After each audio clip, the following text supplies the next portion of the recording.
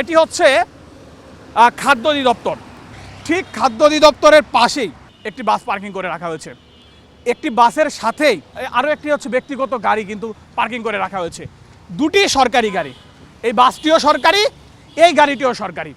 এই গাড়ির সামনেও গণপ্রজাতন্ত্রী বাংলাদেশ সরকার স্টিকারযুক্ত গাড়ি, এই বাসটির সামনেও কিন্তু স্টিকারযুক্ত গাড়ি, বাংলাদেশ স্টাফ বাস, বাংলাদেশ বিদ্যুৎ উন্নয়ন বোর্ড।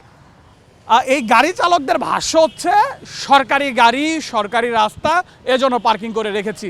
তারা ভিতরে পার্কিংয়ের যথেষ্ট পরিমাণের স্পেস, যথেষ্ট পরিমাণের জায়গা রাখে নাই। এই যে গাড়িগুলো যে পার্কিং করা আছে সচিবালয়ের মতো একটা জায়গার সামনে, এভাবে কি এটা কি মেনে নেওয়া যায়?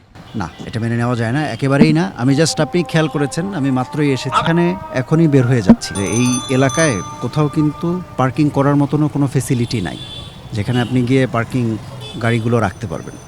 সো এই দায়টা আসলে মানুষ যারা রাখছে তাদেরকে যেমন দিবেন, তার সাথে সাথে দেশের আমাদের সবাইকেই এই দায়টা নিতে হবে।